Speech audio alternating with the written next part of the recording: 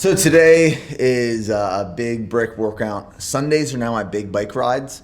So today is a 4-hour and about 15-minute bike session directly into a 4-mile run. So today's training session will be, about 5 hours this morning on this Sunday morning. So there's a lot of information I want to share about this bike, about our training block right now, the intent behind a lot of things we're doing. And I'll talk about that during the bike ride today that we're going to film. But before we start the bike, now we're going to start in probably the next 15 minutes, I want to talk my nutrition strategy for today's ride. Now, we are mimicking race day nutrition during these big rides, essentially to get fueling down and to acclimate the gut, get the stomach used to consuming and utilizing this much fuel and still training, and trying to avoid any stomach issues, nausea, anything going into race day. So you want to mimic what you're going to be doing on race day during training. Because it's a 4-hour and 15-minute ride, I'm going to set up training or my nutrition for each hour of training. Each hour of training, I'm going to consume 2 bottles. Now, in each bottle is a scoop and a half of G1M Sport. So this will give me 30 grams of carbs per bottle. So each hour just from G1M Sport, I'm getting 60 grams of carbs. On the top of every hour, I'm also going to be consuming a spring energy gel. So this is 110 calories, 4.5 grams of fat, 15 grams of carbs, and 1 gram of protein. So all in all, 75 grams of carbohydrates per hour. The reason I like spring energy gels, and I've experimented with all different types, is because the ingredients in this is basmati rice, organic banana, peanuts, honey, molasses, orange juice, coconut oil, chia seeds, real food in this. So it just feels good and it tastes good. It's something that's different while you're riding. So each hour of training today will be 2 bottles, 1 of these gels, and I'll have all my nutrition set up for each hour. So I have all my gels, all my bottles, all my G1M Sport. That's the nutrition strategy going in today's ride. I'll have 8 bottles and 4 or 5 gels.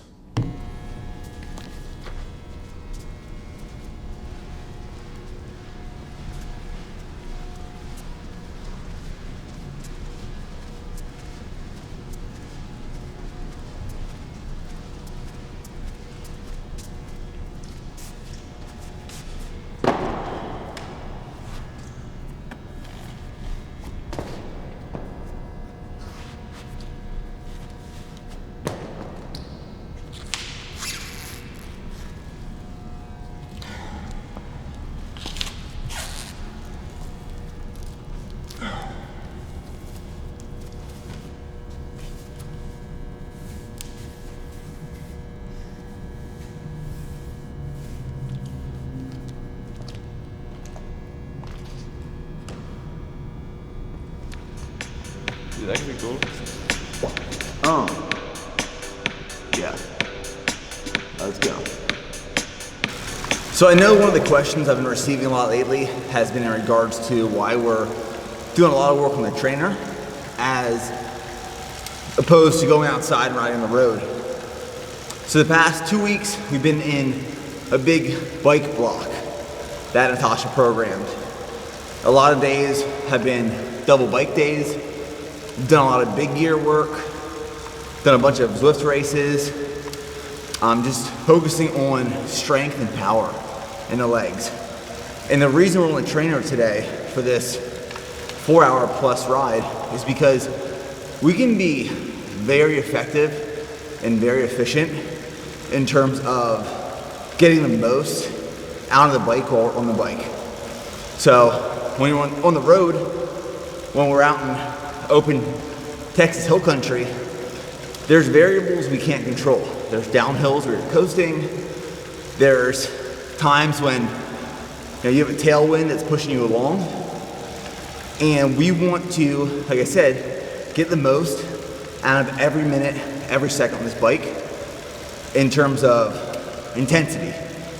So when we're on the trainer, You know, we can manipulate power and incline and pedal stroke and cadence. Like, we can manipulate these factors that help me get stronger, help me get more efficient on the bike itself. So that's why we're spending a lot of time on the trainer, especially in this big bike block. But starting next weekend, the rides will start going outside. With some groups of people, we have some training camps coming up and some 100+ mile rides outdoors. But when we're on the trainer, like I said, we can manipulate factors that help me get stronger and ride better.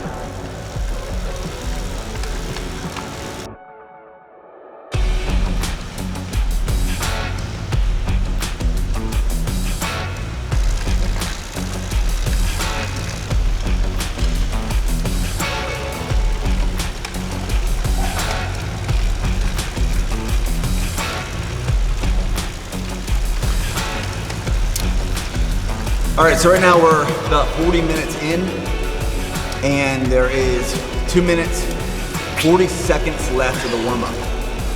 So we got up to like 220 watts, and then we did some high cadence and low cadence spins just to get the legs ready for the main working set.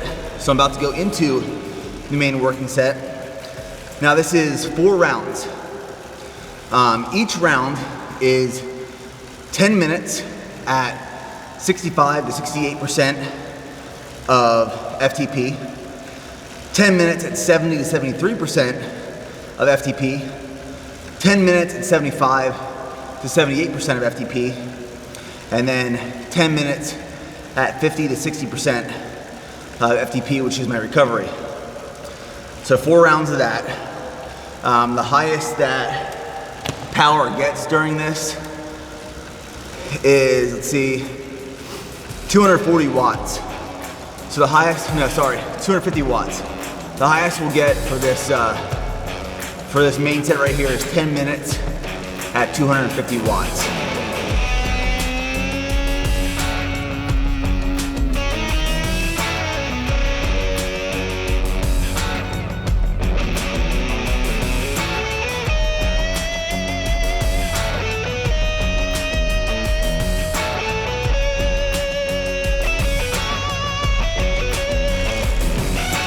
The thing about Ironman is a lot of people, and I used to as well, categorize it as only an endurance event, an endurance race, or an endurance sport, which it is. But after talking to Natasha and learning more about the sport, especially the bike, Ironman is a strength sport. It's a strength sport. It's also an endurance cardiovascular sport, but it is a big part of it is strength, you know, on the bike. And that's one thing we're focusing on, is because last year during my Ironman, I didn't really understand power or watts or cadence or even utilizing heart rate on the bike. But the more I've learned about it is that you want to push big watts and big gears because you get a lot more power. You can move faster on the bike. So like, our goal for Ironman Texas, let's see, Natasha texted it to me this morning. Our goal for Ironman Texas is to hold 235 watts normalized power, and that's a 5-hour bike split. That's with the conditions of my current FTP, if we were riding Ironman Texas at 73% of FTP. We'll ride 70 to 75% of FTP for Ironman Texas, but you know, over the next couple weeks, my FTP will go up, especially with this big bike block we just did. But there's a misconception that Ironman training is all cardiovascular endurance. There's so much strength. The stronger your legs are, the less fatigue you have on the back end of the bike. You can hold bigger power for longer periods of time, making you go faster. and bringing your Ironman time down. That's the goal. So if we can build a massive amount of leg strength through big gear workouts, through sweet spot training, and then resistance weight training I'm doing as well, we can push more power. And as long as my nutrition is spot on during these big rides and during the Ironman itself, I won't bonk. I can hold that power for a long period of time. And the goal, right now is a 5-hour bike split. But by the time we get to late April, I want to ride a sub 5-hour bike split. That's what I want to do. For these big gear workouts, this leg strength facilitates that. Ironman is a strength sport. I'm gonna say it right now, and I know that Natasha, my coach, also agrees.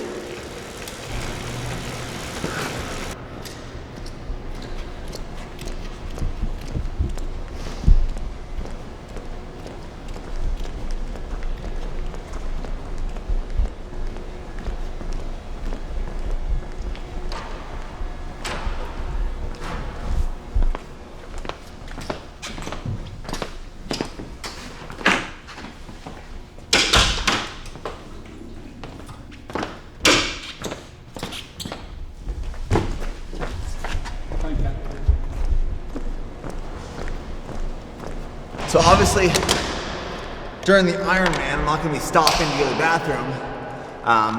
When I'm on the course, I would literally just pee my pants. However, during training, I'm not about to pee all over my bike, all over my chain, all over my gym floor. So pause the workout, go to the bathroom real quick. Right now we're an hour and 12 minutes in. So that bathroom break maybe took, 70 seconds, and then back into it.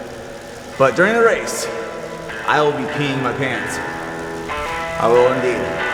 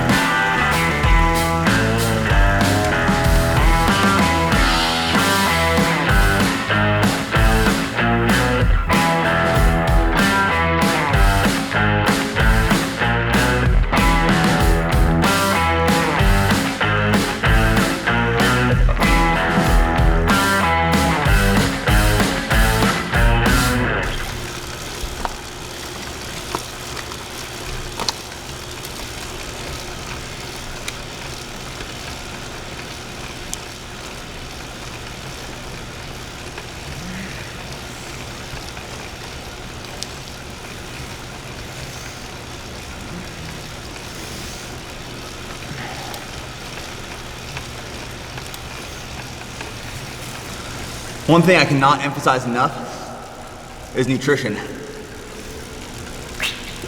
So, clear example, last week I had a 3.5 hour bike. I did not fuel properly. I was like, it's only 3.5 hours, I'll be fine. I bonked so hard on it. Towards the end, I had nothing left in my tank and I was sucking. And my mindset right now is kind of the same way it was looking back at Ironman Florida, where I'm constantly watching the clock. Because I know every 30 minutes, right now, I need to finish a bottle, and then top of every hour, I have a gel that I have to consume. As soon as you fall behind on nutrition, you can't catch back up. If you fall behind on carbohydrates, fluids, and electrolytes, and you hit a point where you start bonking, it's too late. It's too late. You can't come back from that. So you have to stay on top of nutrition. On the bike is the main time when you can do it, but cannot emphasize it enough. Because as soon as you fall behind, you're not catching back up, and you don't want to fall behind. You put in all this work. You look at race day. You put in months and months and hours of work. This is a 6-month prep. And at the max, we'll be training 22 hours a week. You put all that time in, not to follow a strategic nutrition plan, you bonk on the race and get a shit time or fall out. Why would you want that? You know, so cannot emphasize having a nutrition strategy going into a race, but even more importantly, implement and practice that strategy during your big key sessions like today.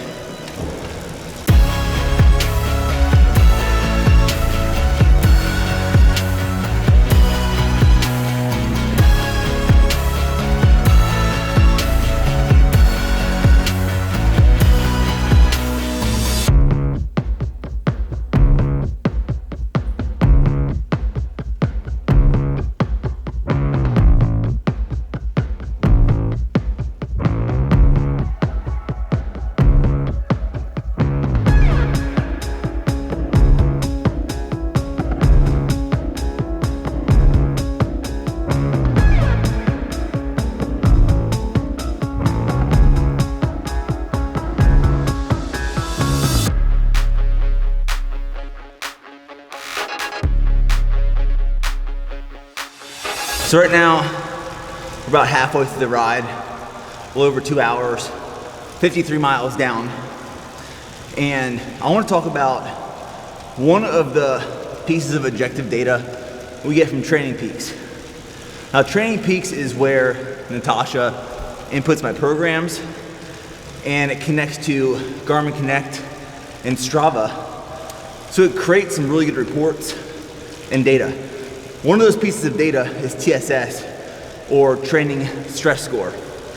Your training stress score is calculated by duration of training, intensity of training, normalized power on the bike, for example. So it gives you a score. On my Ironman, my TSS, the stress induced from an Ironman day, Natasha says will be between 270 and 280. And like I said, this is calculated through duration, normalized power, intensity. Today's ride should provide us a TSS score of 190. Now, these pieces of objective data, you know, your TSS doesn't necessarily mean you're building fitness. It just means that the stress of workouts is increasing or changing. And it's a score that we can use to say, okay, TSS is going up, but performance is going down a lot. We need to make a change. Or TSS is going down, so is performance. Okay, we need to add some more stress, some more intensity, some more duration to keep building fitness. So TSS it's a piece of objective data that we can use to manipulate training to promote improved performance, improved recovery, just get better, you know, make strides to improve. But it's a really good score that we've been using, especially on a day like today.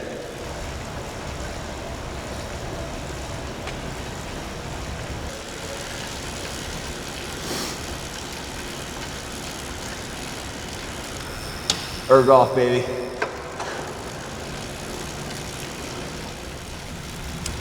So we're just about at 75 miles.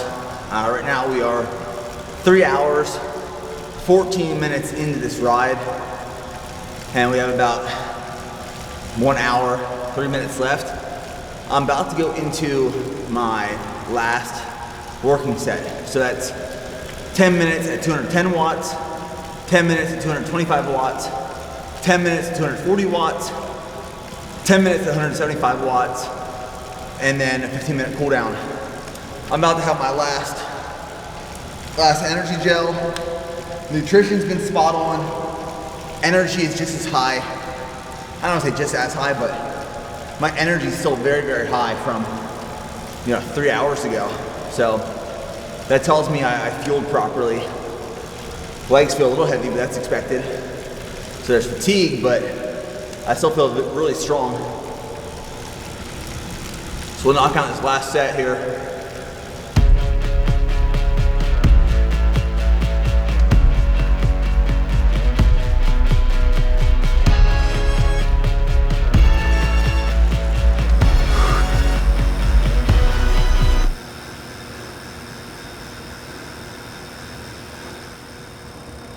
So we decided to go 5 minutes longer than Natasha planned because I wanted to hit 100 miles.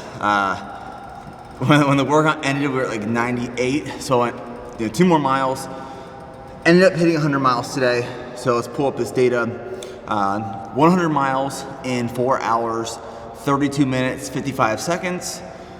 Normalized power was 216 watts. Average heart rate was 132. Calories burned 3,190, and average speed was 22 miles per hour. So there we are. Next up, about to head out of here and go run 4 miles.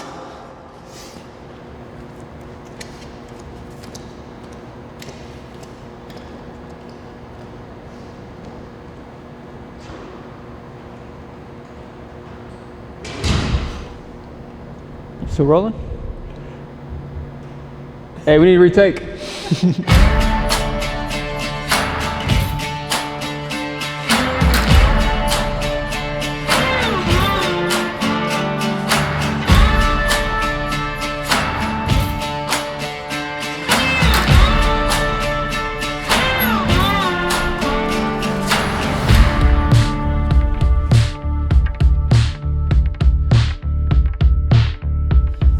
All right, so directly from the 100-mile ride into a 4-mile run for a brick workout today. I feel really good, like coming off of a 100-mile ride and holding a higher normalized power.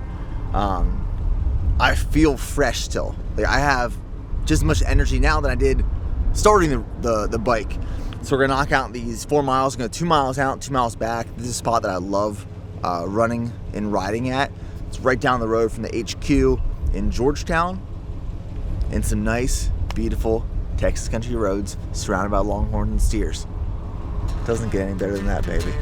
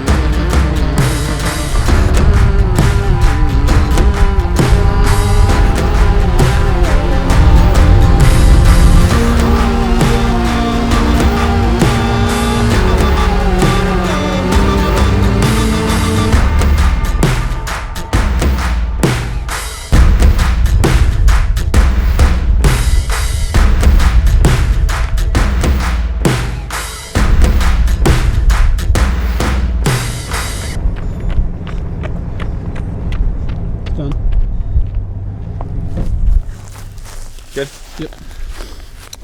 So 4 miles complete. That's the workout for today. 5-hour training session. 100-mile bike ride right into a 4-mile run. The one thing I want to talk about, the run. You know, with a brick workout, to simulate going into the Ironman. A 112-mile bike directly into a marathon, 26.2 miles. My thought process, and with working with Natasha and you know, creating a strategy, it's that as soon as we transition from the bike to the run, we start running, your legs are gonna feel heavy, they're gonna feel fatigued, you're gonna be sucking a little bit. It is natural, it's just gonna happen. But if you can get your cadence up, which is the number of times your feet hit the ground right away, get your cadence up, get into a rhythm. The first like half mile to mile is going to be uncomfortable, and you're gonna be breathing heavy, and it's gonna be all over the place. But then you settle in and you find your rhythm. So all I was focusing on for that first mile of that run, and the entire run as a whole, was pulling with my hamstring, pulling up, and getting my feet off the ground as fast as possible, focusing on turnover and keeping that cadence high. And when you do that, you fall into your rhythm and you're just running again. So that was the session for the day. Solid one. And guess what? Weather's beautiful in Austin, Texas again. Ironman prep season 2 continues.